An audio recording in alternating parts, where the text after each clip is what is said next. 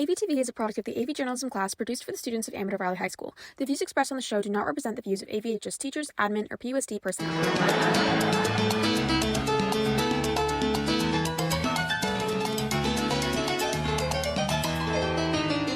Good morning, Dons. Today is Thursday, November 10th. I'm Renna. And I'm Luke. We are your hosts for the 14th AVtv of the 2022-2023 school year. Let's get right on into some announcements.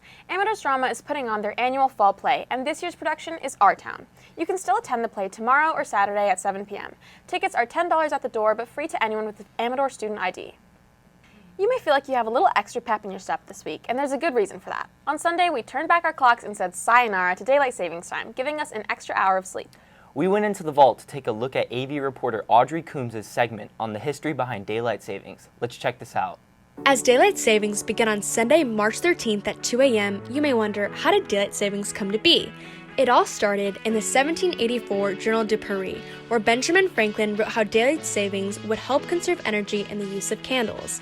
This is where he coined the phrase, early to bed, early to rise makes a man healthy, wealthy, and wise. Although many credit Benjamin Franklin for creating the idea of daylight savings, George Hudson, an entomologist from New Zealand, would be the one to suggest a 2-hour shift in time in 1895.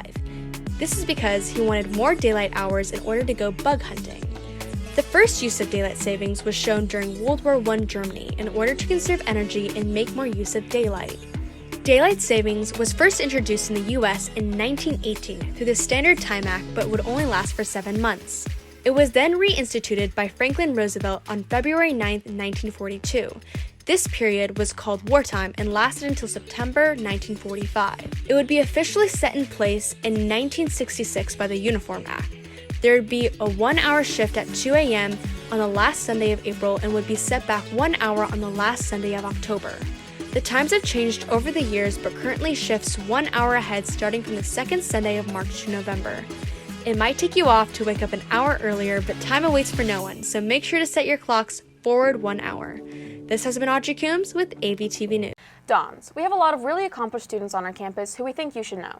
This week, we are profiling AV golfer Kiera Howard. We sent some of our reporters to talk to Kiera about her athletic career and her verbal commitment to the Naval Academy. Let's check this out. On January 17th, Kiera Howard announced her verbal commitment to the United States Naval Academy to play Division I golf and further her stellar academic career. I'm committed to the United States Naval Academy in Annapolis, Maryland, and it just opens so many possibilities, whether it be through internships, the connections you make. Also, I do get paid a little bit to go to the school because it's a military academy, and so I owe 5 years of service afterwards, but it's a really good opportunity for my future. Howard's golf journey began her freshman year after quitting her 8-year gymnastics career. Howard has built on her skills in such a short amount of time. Golf has brought her many experiences that she will cherish for a lifetime. I really enjoy the traveling and just seeing different parts of the country. I also really enjoy the people I've met, and I think that's been a really great opportunity for me to just open up my mind to different people in different places. This has been Haley Gottlieb And Sophia Skinner. Now back to the studio. We've got some exciting news today. The first Asian American is finally going to be put on U.S. currency. It's all a part of the American Women Quarters program. This is a 4-year program that celebrates the accomplishments and contributions made by women of the United States. This program will begin in 2022 and go through 2025.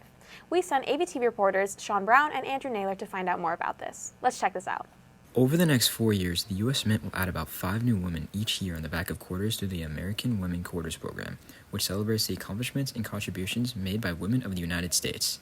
The first 5 women added this year will be Maya Angelou, a celebrated writer, performer, and social activist; Dr. Sally Ride, a physicist, astronaut, educator, and first American woman in space; Wilma Mankiller, the first woman elected president-chief of the Cherokee Nation; Nina Otero Warren, a leader in the New Mexico suffrage movement, as well as the first woman superintendent of the Santa Fe Public Schools; and Anna May Wong, the first Chinese-American film star in Hollywood, as well as the first Asian American to be featured on U.S. currency. Many see this as a step in the right direction for our country and look forward to the future of equality. If you would like to order any of these quarters for yourself, you can visit catalog.usmint.gov, featuring all upcoming quarters. This has been Sean Brown with AVtv News. AV Leadership is organizing school-wide games of Spikeball for students to spend time with friends and partake in some friendly competition. Here is leadership student Brandon Correa with more information. Hey Dons, your AV Leadership team is hosting a Spikeball intramural tournament this November 14th through 18th. during lunch on the football turf. Get you and a partner to sign up by Friday, November 11th. Scan the QR code on the screen now to sign up, or you can go to AVHS Updates on Instagram. There will be a prize for the winning team. Once you have signed up, you'll receive an email with more information. Hope to see you all there. Second quarter progress reports are coming out soon, and we're sure a lot of you would like to make some changes to boost your transcript before the semester ends. If your grades aren't quite where you want them to be, you still have plenty of time to improve. You can get free peer tutoring in the library every Monday through Thursday from 3:30 to 4:30 p.m. This is a great opportunity to get some extra help, so be sure to take advantage of peer tutoring if you need it. You're all used to being referred to by our school mascot, Dons, but did you know the story behind this historical name? If not, here's a segment about Don Jose Amador, our school's namesake and the reason our mascot is a Don. The Amador Livermore Valley was first sighted by a Spanish soldier in 1772 while on an expedition searching for new mission sites. It was half a century after the discovery that Jose Amador in 1826 brought the first settlement to the valley, which still bears his name. Spanish families were awarded huge tracts of lands as a result of the abandonment of the California mission system. So a lot of people don't even really know who Jose Maria Amador was. He was not a fighting Spanish conquistador, as we seem to have picked up over generations, but he was actually a benevolent farmer who gave and sold a lot of land in this area back to the community. If we look back and wonder where that idea of the Spanish conquistador came from, we can actually go back to the beginning of Amador. If you look at this yearbook we have, this yearbook is from 1931, and literally the title on this is El Conquistador. And when we look at the front, in this foreword, it says, "Hail to you, El Conquistador, the Spanish conqueror of yesterday, whose courage, whose carefree spirit of adventure, whose tender romanticism, and whose gaiety are still found in the California of today.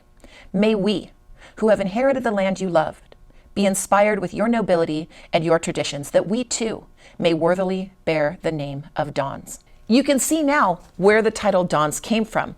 Even though Jose Maria Amador was often known as Don Jose Amador, it wasn't because he was a Spanish conquistador. And over time, the logos got a little out of control here at Amador.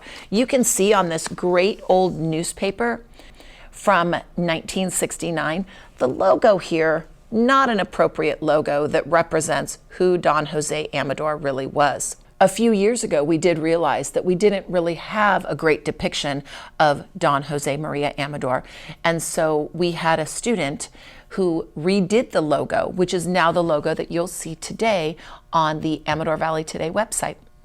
Jose Maria Amador was married 3 times and he had 22 children. He built several homes in the area of what is Dublin today, but he gave away and sold most of his land, which would later be turned into the areas of Dublin and Pleasanton, California. This has been Mia with AVtv News. Okay, Dons, we are back again with our weekly trip around the campus. This week, AVtv reporter Max Kiera went out and found more news, announcements, and other information that you need to know. And they put it all together in this week's Around the Campus in 60 Seconds. Let's check this out. Hey Dons, I'm Max and I'm here to take you around the campus in 60 seconds. Seniors, if you need a counselor recommendation for your college applications, don't forget to fill out the counselor evaluation request on the counselor website. You must fill out this form at least 2 weeks prior to your first application deadline, so your counselor has the appropriate time to write your recommendation. Also for seniors, you can sign up for college application advising workshops during Access on November 16th, 17th, and 30th under Amador Counseling on FlexiSchedule. If you haven't yet, you're still able to order your yearbook for the 2022-2023 school year. You can go to yearbookordercenter.com using code 7188. You can also use the same link to buy senior ads before December 18th. This has been Max Kiera with Around the Campus in 60 seconds. Don't forget how important it is to stay connected. You can find out everything going on around campus by going to AmadorValleyToday.org or follow us at AVHSinfo on Instagram. In addition, don't forget the leadership Instagram at AVHSDons, where you can find out about all the Spirit Weeks and other ASB activities going on around campus. Well, that's all we have for today. Make sure you hang around for today's birthday grams and check back in with us next Thursday for more news, announcements, and profiles. Thanks for joining us, and remember, Dons, it's always a beautiful day here at Amador.